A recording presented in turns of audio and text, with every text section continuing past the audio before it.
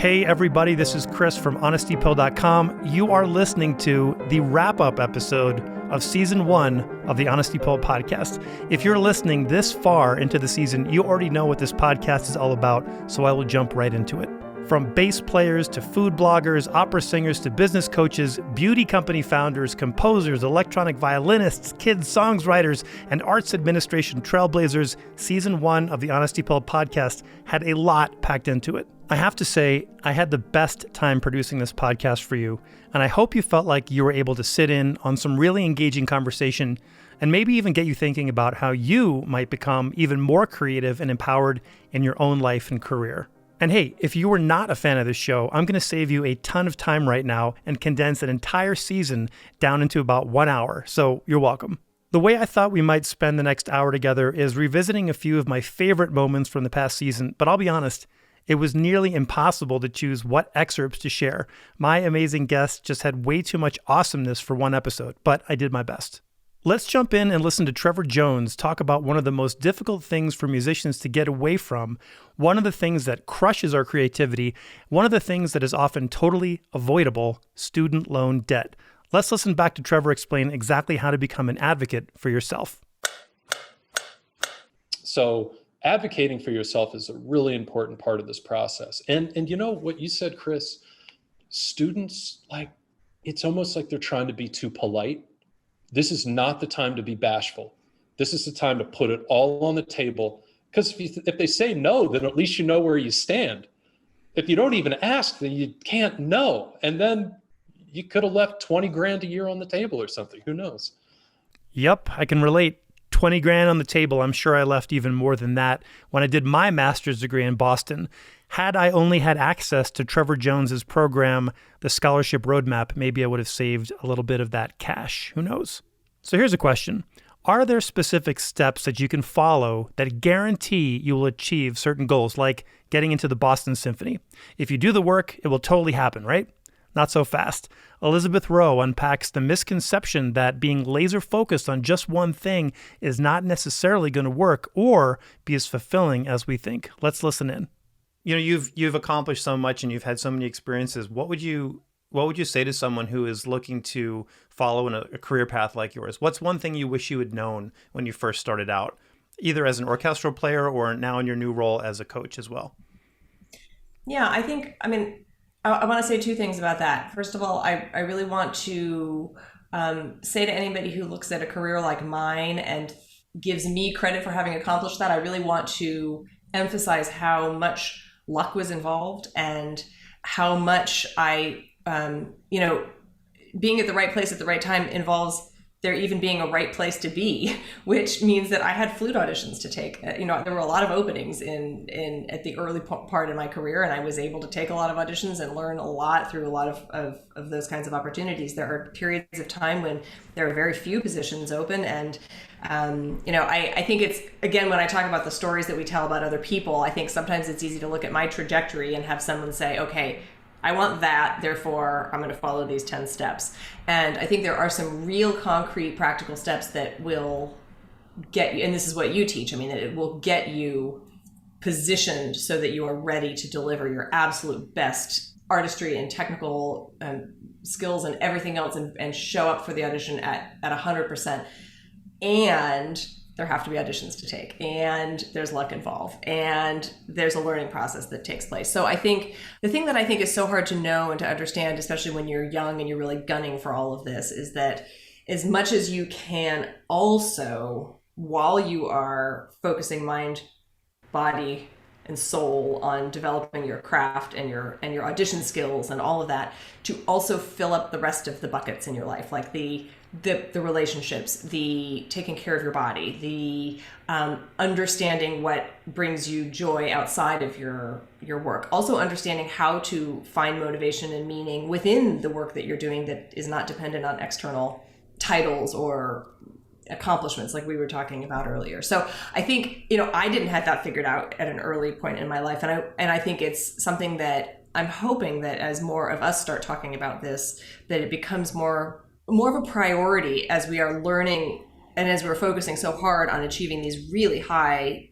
and important goals, to also understand that getting the job isn't going to therefore fill us up entirely. Like getting the job is a huge accomplishment, and we need relationships. We need to be able to take care of ourselves and our mental health, our emotional health, our physical health, all of that. So it's I think the industry has changed a lot, like since you and I were coming up in it. And I think programs like yours it's radical. There's nothing like that existed for us when we were starting out. And it's such a gift. I mean, it's such an unbelievable gift to provide that kind of framework for all of these musicians, and also to provide the community for them to be able to experience this with each other and to witness everybody else's struggles and accomplishments and questions and understand that you're not alone.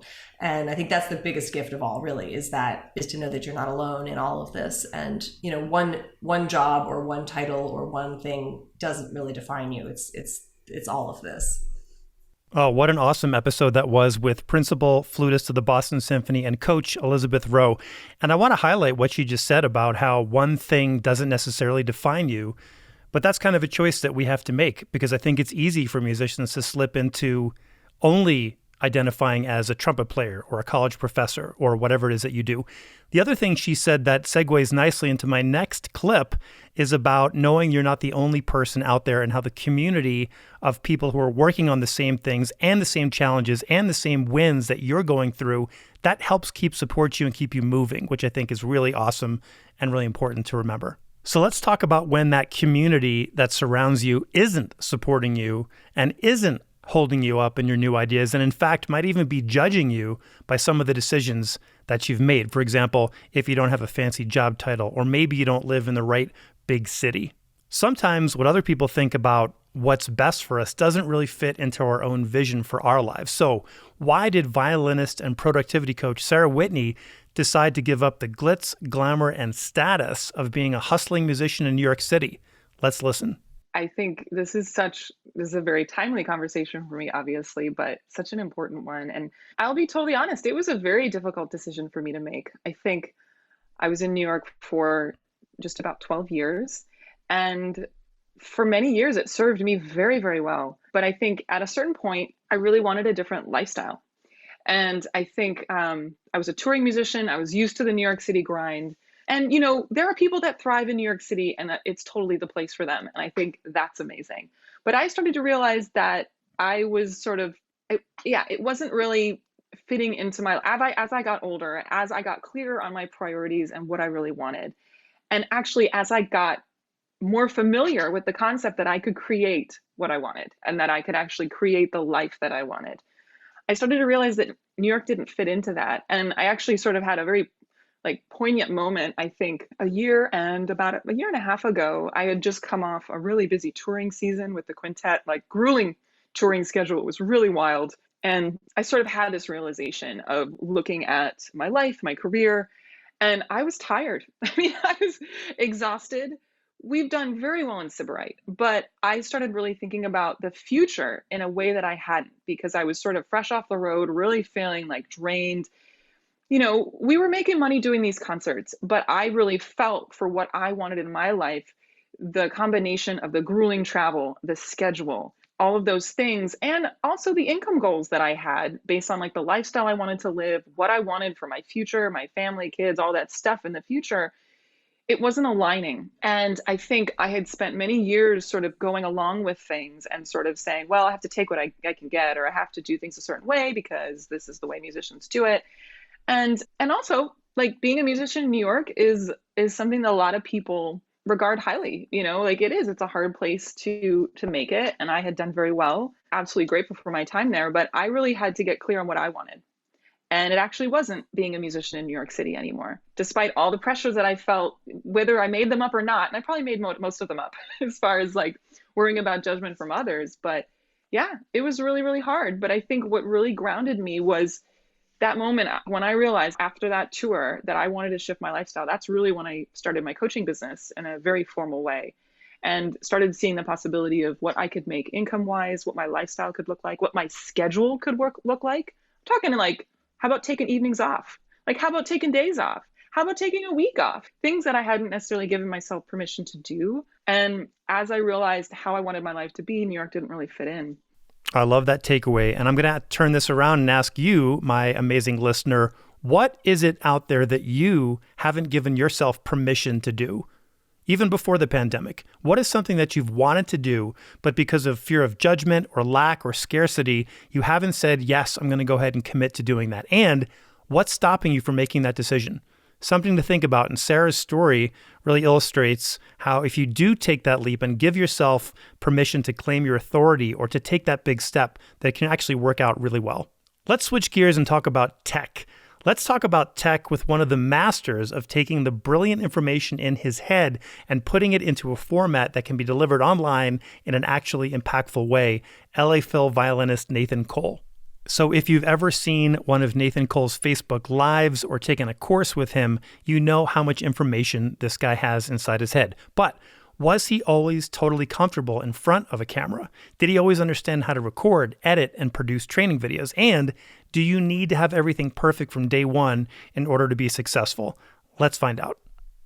Well, certainly there's some advantages now. Technology is easier to get around and much more available. So no, the short answer is you don't need to do all that. There are, with any endeavor, there are lessons you only learn by doing, but you can also benefit from the wisdom of someone like you who's been through it, and you can guide people, here are the things that are necessary, here are the things that are not. Yeah, like you said, I did not need to spend a week making 10-minute teaching video or a 2-minute teaching video or whatever. I think what all the repetition did for me was it just made it much clearer. This is what really brings people results quickly. This is what brings people results, but more slowly. And these are things that just don't move the needle for them much at all. And, I had to learn by doing. Someone else might be able to learn by listening and sitting down and thinking. Maybe that's something I don't always do enough of. Nathan, I don't think anyone would ever accuse you of not being able to sit down and think deeply about something. So I think you're okay in that department.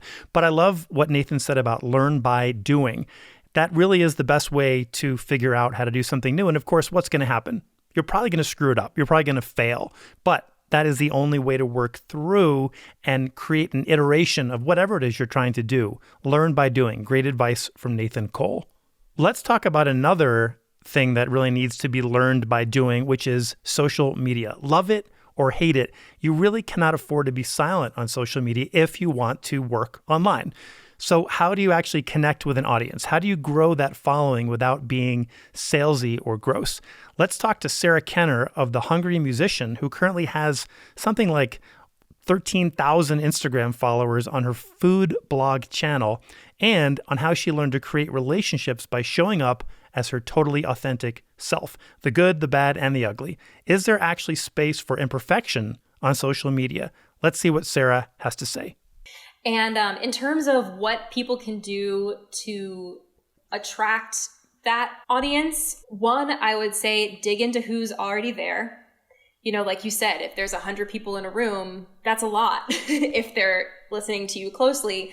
So get to know who is already there and engage with them and see what they want. And then on top of that, in terms of attracting new people, I really think that if you are genuinely yourself and you present yourself that way on social media, it's really interesting line to toe, because social media is very much a highlight reel of people's lives. And I get caught up in that sometimes, but I think vulnerability can really go a long way and be very attractive to other people who are following you and engaging to people, and not in a superficial way.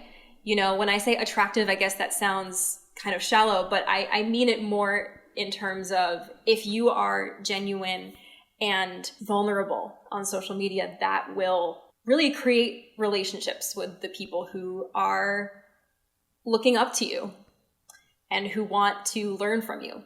What do you think about perfectionism as it relates to social media? That's really interesting, because I think especially in the classical music sphere, and I have totally experienced this before, when we're posting clips of ourselves practicing, or we're posting clips of performances, we always want to pick the clip that sounds the best. I mean, I am totally guilty of that, But I do think there's also space, and also probably, people want to see this more than they want to see a perfect clip. They want to see the screw ups. They want to see people be silly about it. Like I posted a couple months ago, and I think it was originally a Facebook story that I did, because sometimes what I'll do is when I'm preparing for something, I'll take practice videos in my stories.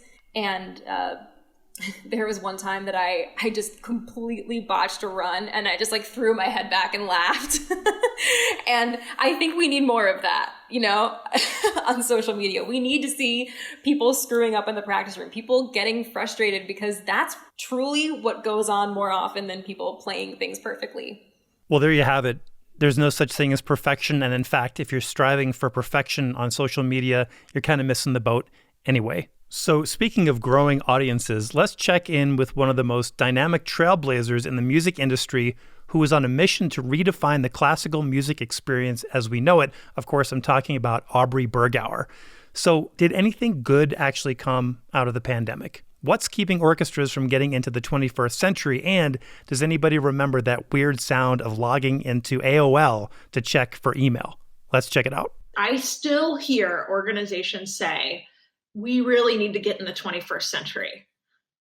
And I'm like, the 21st century, that was like the year 2000. That was like AOL dial-up days. Like, what do you mean get in the 21st century? So I totally agree with you. We have got there's like some mental framing we have got to like bust out of big time, where it's like, no, it is about to be 2021. That is 1/5 of the way through this century. That is where we are. And then put that with what I said before, the underinvestment in digital pre-pandemic. It's like, that is I will say, to be positive, that's a good thing coming out of all of the pandemic, is that like we are so far accelerating this issue in particular on digital and our content. And it's really accelerated that for us. And that's a good thing to come out of this. Okay, hang on. I think I've got that sound here for you somewhere. There you go.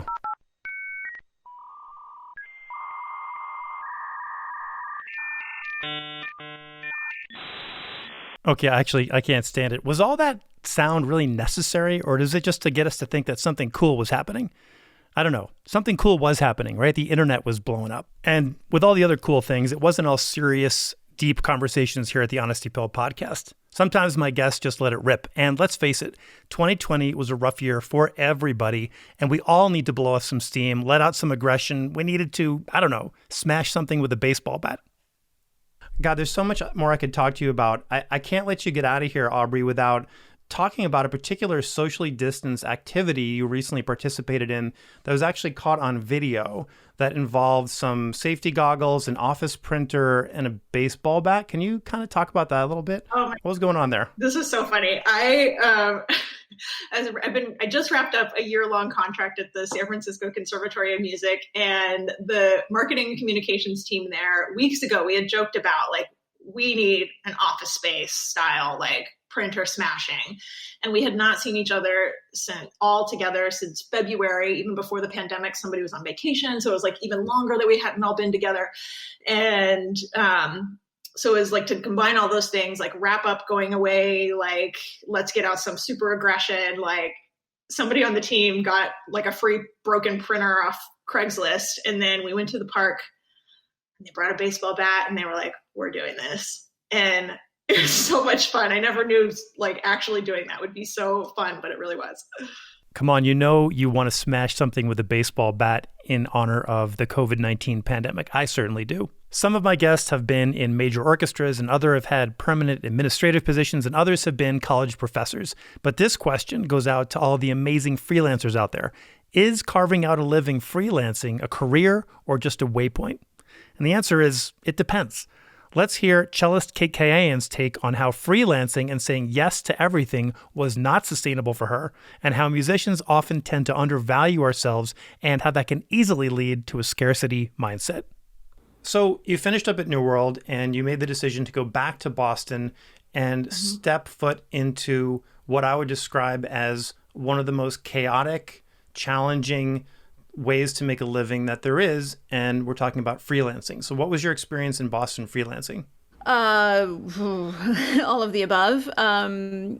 Fortunate lucky, wonderful, exciting, leading to overwhelming, burnt out, exhausted.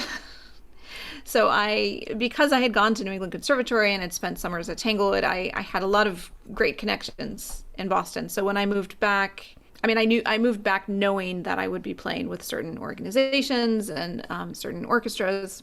So I felt very privileged and very lucky to have steady work right away. I also played, the winter season at the Sarasota Opera. So I would go down to Florida for the winters and, summers at Tanglewood. It was really the ideal situation for a musician, especially when you're in your early 20s and you don't care about being broke all the time.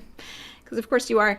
And that led to some teaching positions opening up. And a conductor friend of mine gave me the advice of just say yes to everything. Say yes to everything as a young freelancer. Just say yes to every opportunity. And then you peel some away as you realize that commute is hellish. I don't want to do that. Or this music school has horrible students that I don't like teaching. So you get rid of that job and you just sort of carve it out. But I wasn't so good at that. You get locked into this habit as a freelancer of it being a giant jigsaw puzzle. I wasn't married. I didn't have kids. So I didn't have other priorities pulling at me. My schedule was completely 100% my schedule. And so if it fit, I did it. And if it was if I had an hour and a half break and somebody needed a cellist to play at a funeral, I was there. You said yes to everything based on the advice of your conductor friend, which I think, if I'm interpreting that advice correctly, it was try everything, try it on, get yourself out there. You're going to learn something. Even if it's a quartet gig in front of Dunkin' Donuts, you're going to get something out of that. Is there another reason that you see people saying yes to everything when they're freelancing that maybe isn't so healthy? Oh, absolutely. And I think it was the reason why I didn't take the second half of his advice of then starting to say no to the things you didn't like. And I think there's a huge scarcity mindset. Well, two things. I think there's a scarcity mindset of, we're not getting paid enough for these gigs. And so you're constantly trying to make a little bit more money. There's a sense of competition in the freelance world, not amongst each other, but amongst ourselves of however much money I made last year, I bet I could make more next year. So you're always trying to up that. And then I think, there's just this stigma that if you're not playing a gig or if you're not doing something, it's because you're not good or you weren't asked. And so to be seen doing everything makes it seem I'm in demand. Everybody wants me. So therefore I'm important and I'm good, which is horribly unhealthy. Well, there's that external judgment thing about what everybody else thinks and how it can dictate our decisions again. Thanks for highlighting that, Kate. So let's face it, being successful in anything, whether it's freelancing or performing or teaching or whatever, requires effort. Sometimes a lot of effort. But are we really aligning our efforts and actions to our goals? Or do we slip into default mode? According to violinist Dr. Renee Gauthier, we still have a lot of work to do in this area. That's such a good point. It's one of my favorite things to talk about. I was talking about it yesterday in our group coaching, actually. And it's that concept that you can move your arms around for an hour holding a violin and still get no results at all. So it starts with that purpose, really knowing where you're aiming and then bringing your focus to that action. Because when you don't have that target in mind, then what is the effort for? I see this in students so much where with intended effort, they could accomplish so much in 10 minutes, but they let's say they come back the next week and have not been able to solve an issue because they were just standing there, moving their right arm right and left, up and down, and some fingers wiggling on the left side. It's not the same thing. There really needs to be a purpose. I bring it to fitness. If you can lift 2 pounds easily, I don't care if you do 45 reps, you're not going to build muscle. It's kind of the same thing with practicing. There needs to be a purpose and there needs to be an intent. So if there's that presence, that intent, the focus, and you marry that with curiosity, knowledge, information, then you can really progress a lot faster. Although it's such an awesome point that Renee made, and who doesn't want to progress faster, right? Let's talk about mindset for a minute. There's a moment when we realize we can actually monetize the knowledge that is already in our heads. What's it like to take our years and years of training and turn it into a thriving business that not only sustains you as a creative financially, but provides actual transformation to your students, your colleagues, and your clients? Is learning online actually a viable way to get educated or to make a living? Back to Renee. And then one day I realized, wait, I take online classes all the time. I buy online courses. Maybe there's something to it. And it quickly went from the idea of being a course to a coaching, because I really want to have this human interaction. The course is called the Music Mastery Experience because we really go through the experience together. There's an arc, there's a transformation that happens. So that's kind of how it unfolded. It really came from this first desire to solve that problem. How can I get my students to practice more mindfully, to progress faster? And I say practice and progress. All we want to do is perform better. That's the ultimate goal. Is all of this work is to allow us to step on stage and then be free. That's the point. But before that comes practicing mindfully, which originates in the mind. That's where mind over finger comes in, because one of my favorite saying from my teacher at Eastman's, V. Zeitlin, was technique is conception. He would say this all the time. Technique is conception. And technique allows you to express. But it starts with the idea. So everything that we execute on the instrument starts in our mind. Great point from Dr. Renee Gauthier. And I just want to flip it around too. And we didn't bring this up in our conversation, but everything that we execute on our instrument starts in our mind. That means the bad stuff too. So if you've got a negative visualization or a limiting assumption up in your head, it's going to come out through your instrument, through your work, through your teaching, through your radiation of just all the energy that you have. And so mindset is so important. In fact, when I teach Audition Accelerator, one of my programs, we spend half of the time working on excerpts. You obviously have to have your excerpts nailed down. But 50% of the work, or maybe even more, is actually about the mindset part of it. And that is something that a lot of people don't ever actually work on. All right, before we get too deep into all of these concepts, how about a little jazz education history masterclass? Jazz bass player Danny Zeman explains how jazz education is really in its infancy and how it compares with the superstructured world of learning instruments like the violin or piano. And by the way, when you're done listening to this podcast, you should definitely go check out Danny's episode and click the links to his trio's incredible music. You will not regret it. Here's Danny's take on it. So what do we know is important that we're not talking about yet? And what do I feel comfortable contributing in a way that reflects sort of the things that I find to be important, but also maybe pushes back against some of what I've seen being taught. And part of that is influenced by the fact that jazz education is in its infancy. I mean, the jazz community of educators really only became assimilated into higher education kind of like the late 60s, early 70s.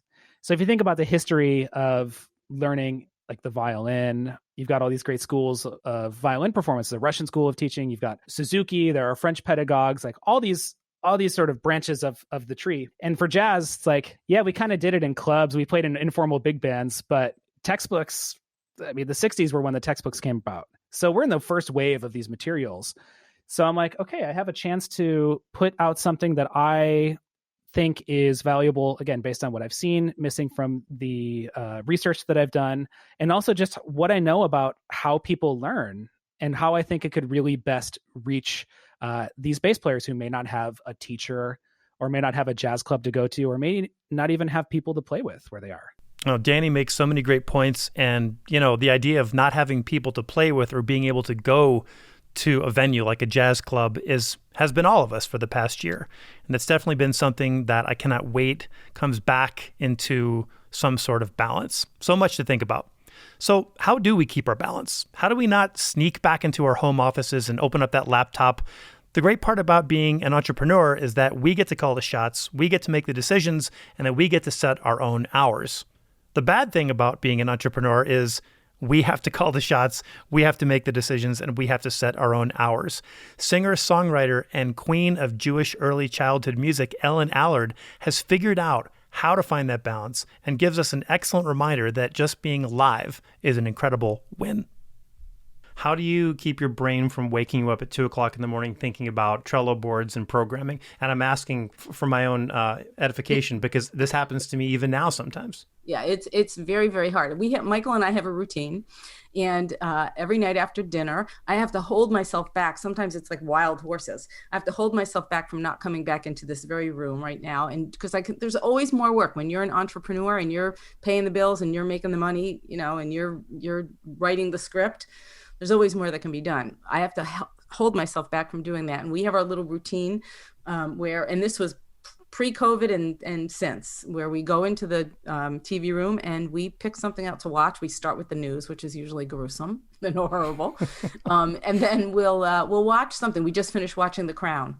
And we love watching programs like that because then we dissect them and we talk about them at breakfast the next day and we talk about the characters and, we love doing that. So I do that. I walk religiously.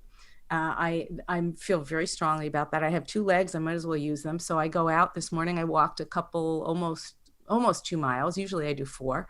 So I do that. I watch a lot of YouTube videos and things about things that I'm interested in. I'm a student of life. I love life and I love learning. I'm also a student of learning. So I really love, I'm privileged to be alive. Well, and we're all privileged to have Ellen Allard in our lives and her amazingly optimistic attitude. Go check out ellenallard.com or listen to her episode and hear more. I think there was even a live performance that she gave us on that episode, so you won't want to miss it. So it hasn't always been all rosy in the music industry, and it still isn't, especially for women. The sexism that has existed for decades still exists today, and Dr. Fabiana Clore talks specifically about the recent history of women in symphony orchestras and how their roles have evolved. Part of what I was a little bit actually, shocked to learn is that not only were women in the 19th and 20th century, having to deal with all these things, but I thought, at the end of the day, this is just a very, old time, and today women, have come a long way, which I do believe is still the case. I mean, we've come a long way, obviously, but when I started really understanding that it wasn't until recently that women were even allowed to perform in orchestras as full-time tenured positions, that was quite shocking to me, because somehow I had associated more of these statistics towards like 19th century, perhaps very early 20th century. But, one of the things that I discovered in my research is that very important orchestras did not allow women until the 80s and even 90s. The Berlin Philharmonic did not allow women to be part of their official roster till 1982. And the Vienna Philharmonic waited until 1997. So it's quite shocking. Yep. It is shocking indeed. It's actually ridiculous to think how far we've come in our world and that our industry is still so unbelievably archaic and behind the times in the sexism and systemic racism that's kind of built into classical music. Definitely an area where we have a lot more work to do. Okay, still with me? Thanks for listening, you guys. So this one goes out to anyone who has ever felt out of place or unwelcome in a concert hall. What am I supposed to wear? When do I clap? How does this all work? Composer Alexandra Gardner tells you what she thinks about all of the above. Okay, speaking of chronic tweaking, this question is going to come to us from the Department of Classical Music clapping etiquette, okay? I was thinking of those moments in a world premiere, and we do a lot of those at the LA Phil, where, the audience obviously doesn't know where the piece is over, but if there's a big cadence or a cymbal crash or something, they just start clapping, right? Because they think it's over. I'm thinking, for example, of the end of the third movement of Tchaikovsky's Symphony No. 6. It just ends with a big bang, and people cannot help themselves but start clapping. In fact, when we play that piece, we're always wondering what kind of audience we're going to have. Are they super reserved and do they know the piece, or are they a bunch of kids and they're having a great time? So I was checking out your commission from the Seattle Symphony titled Just Say Yes, which is a super grooving, almost like rock-inspired collaboration with longtime Yes drummer Alan White.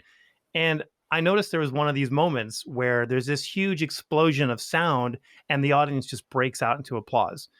what do composers want us to do in those situations? Do you want us to clap when we like something? Do you want us to wait? And do you ever go back and consider rewriting those moments? Like stick a trombone solo in there so people know it's not over. That's so funny. I don't know how. I can only speak for myself in this regard, but if people want to clap, let them clap. Like, that's great. In that particular piece, I know what part you're talking about, and it's after Alan's like epic drum cadenza. And I actually structured the piece because I knew that there was no way people were not going to clap after he plays for like 2 minutes on his glass drum set, being ridiculously awesome. And of course they did. And, so I fixed it so that clapping wouldn't obscure anything super, super important that was happening. And yeah, I think if people want to clap, they should clap. That was such a great comment from Alexandra. And I responded with something like, yep, if you're happy and you know it, clap your hands. So speaking of being happy and knowing it, let's talk about numbers. In the past year, Honesty Pill Coaching generated over 6 figures in new work, and a lot of it was within the first few months of the pandemic. And I don't say this to humble brag. I just want to be completely transparent about what's available to you. I'm always talking about all these possibilities. Well, there is an example of what that could actually look like. So I don't mind talking about numbers, and I'm putting this out there because I want you to actually consider what would it feel like to be so empowered, even during a challenging time in our industry, to make that kind of money and make it on your own terms. So that begs the question, is anybody capable of being successful in this space? Does everybody have that entrepreneurial spirit innately, or is it something you have to go out and develop? Are there certain things that predetermine who will be successful and who won't? Let's listen in to one of the absolute industry leaders in this space and my personal business coach, Jennifer Rosenfeld, as she shares her thoughts about the 2 things that every musician needs to be successful in this space. The type of musician who is successful in what we do here, I believe, is someone who has a really healthy balance of sort of right brain, left brain. They can be big and creative, but they can also be systematic. But the truth is, I believe you need those 2 things to succeed as a musician, just artistically anyways. Certainly in classical music, but really in any field. It's really this balance between this great creative spark and being able to turn it into small steps. So just the choice to know I want to devote my life and my career to being the arts is a sign to me of a person who says, I have something in me that I want to express that needs to come out, and my life will be incomplete if that's not a part of what I do. And in essence, I think that is an entrepreneurial spirit in there that is looking to find its place. And maybe that's also a person who's very happy being an employee or, just playing the music that's handed to them all the time. But oftentimes I've seen it be so satisfying for musicians to also create that same kind of creativity and freedom in their business life too. Great advice as usual from Jennifer Rosenfeld. And can I just highlight something she just said? She said, take that spark and turn it into small steps. Small steps. She didn't say you had to create the whole thing all at once or you had to roll it out perfectly the first day. She said, take that spark and turn it into small steps. What a great takeaway for those of us who are trying to create something new, realizing you don't have to have this all figured out from day one.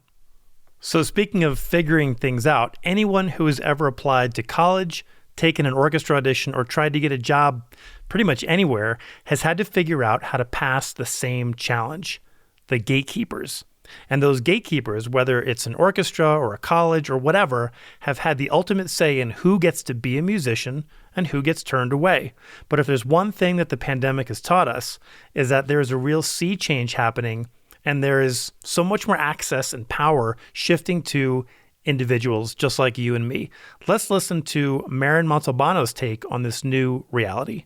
Yeah, it's so interesting because I see the influence of individuals really rise much more than institutions. This past year has shown so many cracks in the paradigm that the old paradigm that has been just sort of like clunking along. It's one thing, I guess, to be coming right out of music school and wondering, okay, what do I do next? And having somebody say, okay, all you have to do is audition for this orchestra and this orchestra and this orchestra, or this, young artist program and this place and this place.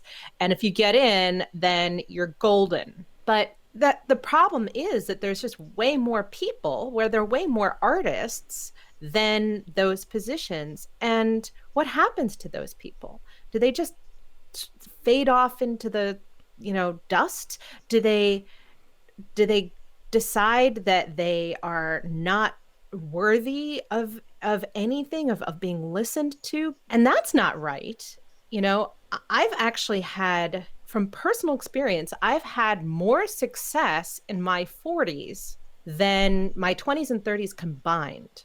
So there is something to be said for just following your own path, finding your dream and sticking to it and standing in your power and not worrying about what the big institutions have to say.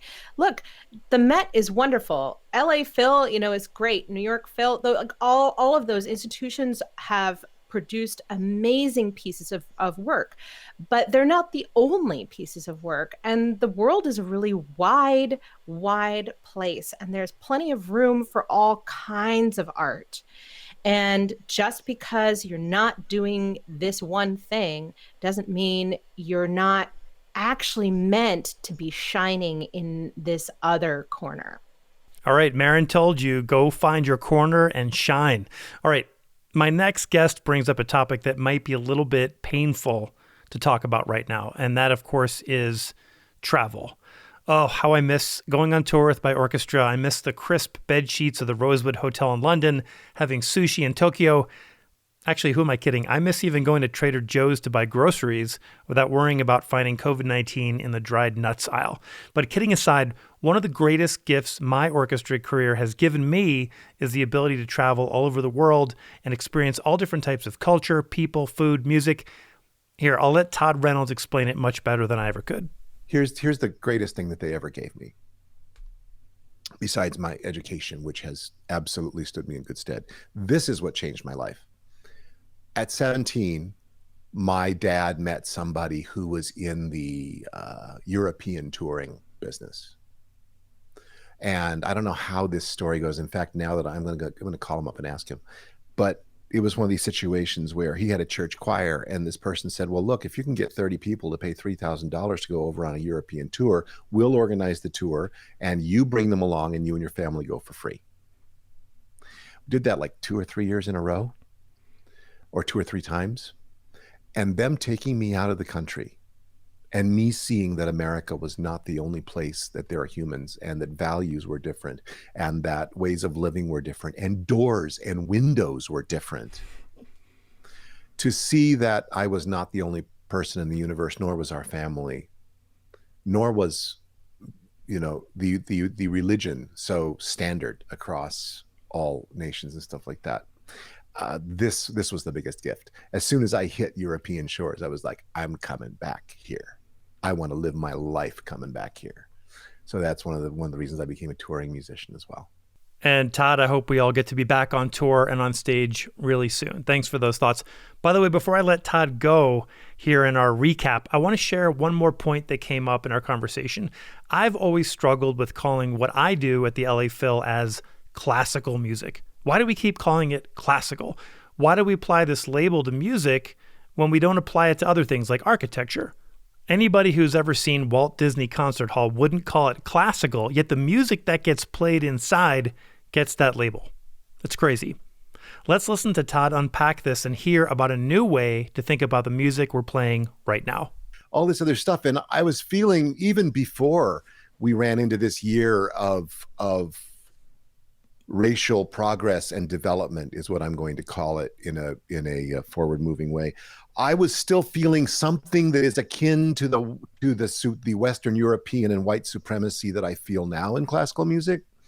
I think I was feeling it then, although I would not have been able to talk about it. I wouldn't have been able to name this at all. But I was beginning to realize that the hierarchies that we had in this system led to things like perfectionism, led to kind of, abusive training. And we were really looking at at the competition inside of our art forms in a way that was debilitating. As I began to dig down and down and down, and also realize how unhappy I was as a classical musician, how every time I got on stage, I was faced with my own inadequacies compared to everybody else.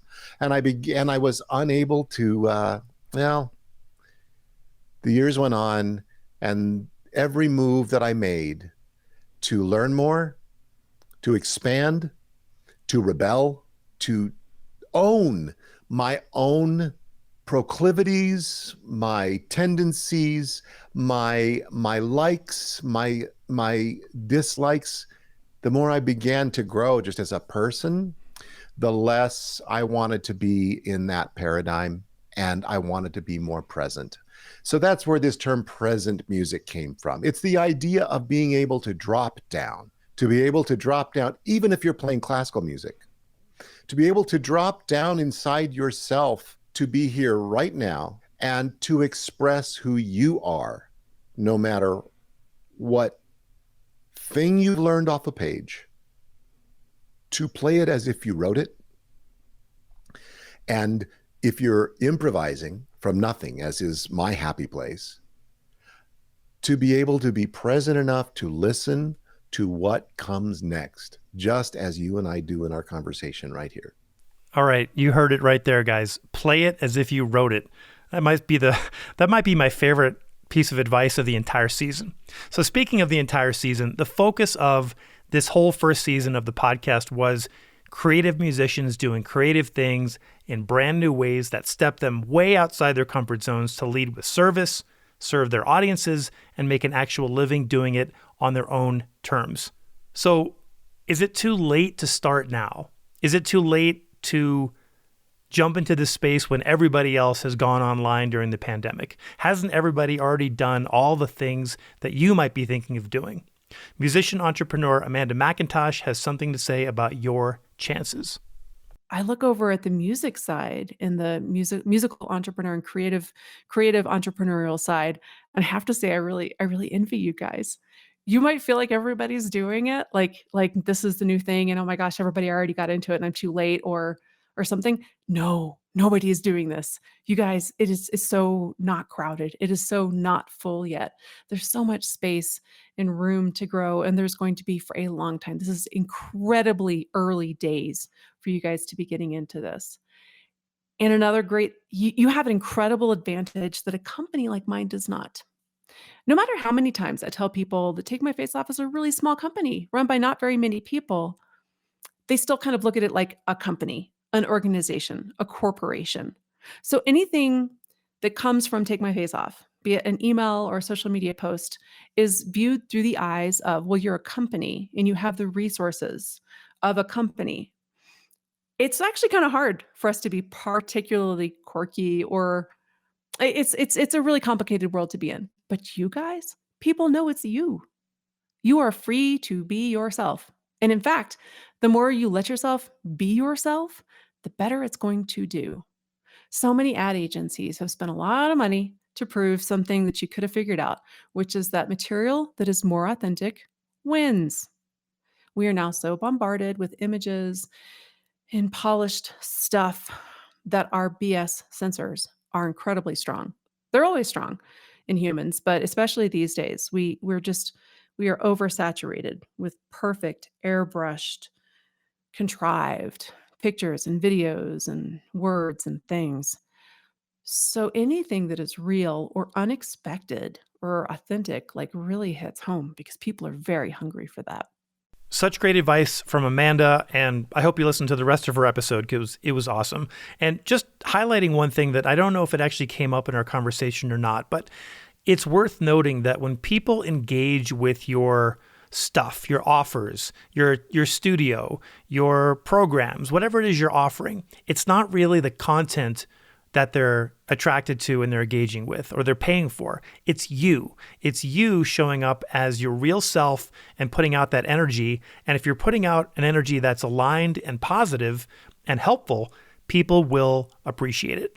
All right, you have time for 2 more clips, right?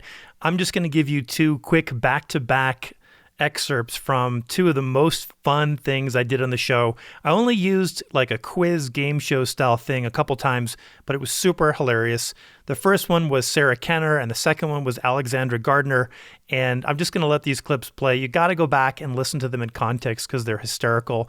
And by the way, thank you so much to Sarah and Alexandra for being such good sports and letting me sort of torture them with these ridiculous games. But these are worth checking out just because they were so memorable. I was wondering if you could be up to playing a little game that today I'm going to call What is in That Smoothie? Okay, I'm down. All right, here are the rules if you're up for it. I'm going to name a smoothie that someone has actually invented or a typical type of smoothie, like a post-workout smoothie. And your job is to guess what's in it. Okay. Okay, simple? Sure. All right, this should be fun. I'm going to start you off with an easy one here, okay?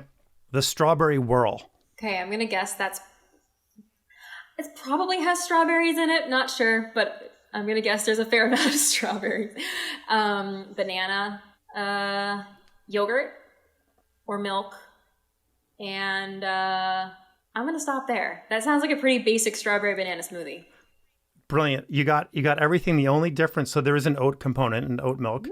Strawberry juice was part of this recipe as well as strawberries. And I don't know if that's the consistency or what, but okay, good. You got that one. That was really good. All right, let's step it up a little. By the way, some of these are going to go off the rails a bit, so just buckle up. Okay, here we go. The next one is called the pumpkin smash. The pumpkin smash. Ooh, that sounds good. Now I want a pumpkin smoothie. Okay. Pumpkin puree, banana, maybe coconut milk, cinnamon, nutmeg, or some kind of like pumpkin spice blend. And I don't know, maybe like oats or something, or I don't know, some kind of grain that you could blend in there. I need a bell. Ding, ding, ding. You got it. You totally nailed it.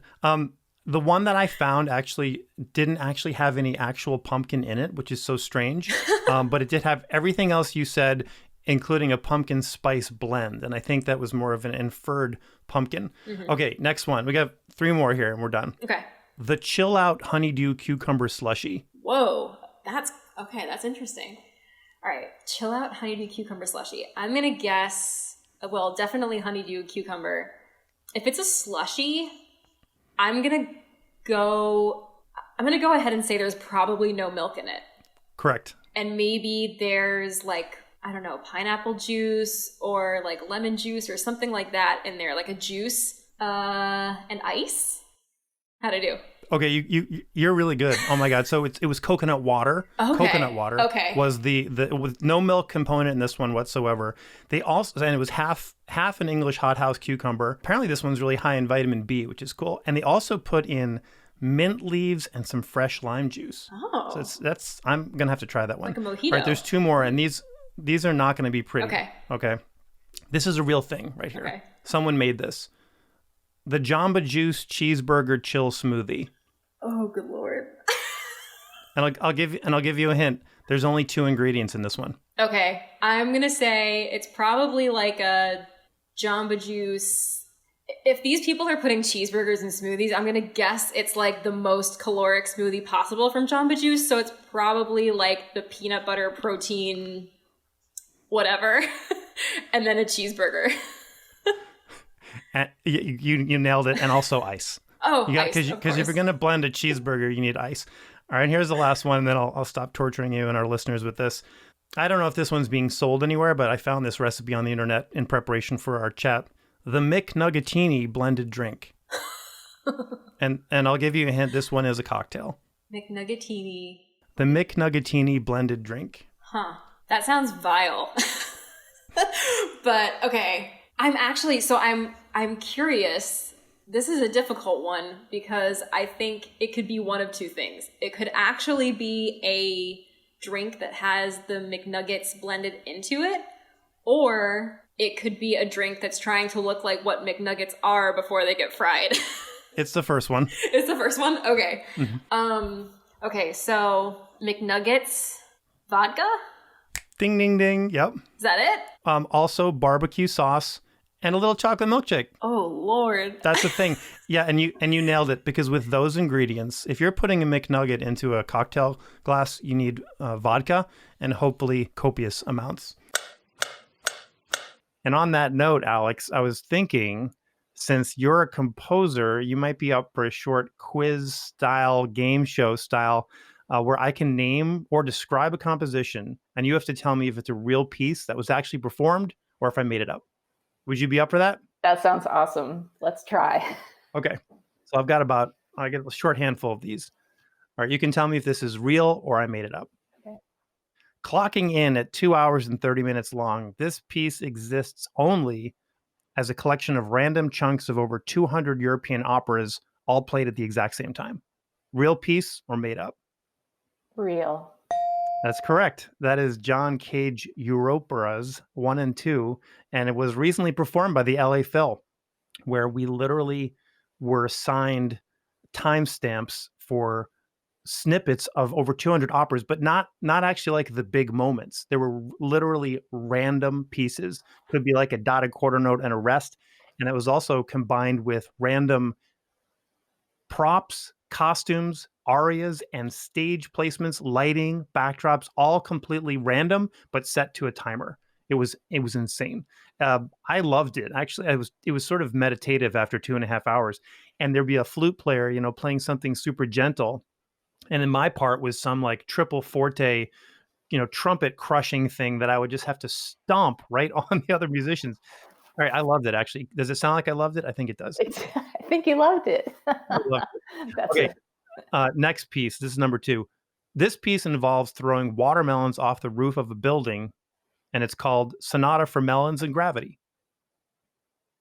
That could absolutely be real. I feel like it's real. You're right. That is real.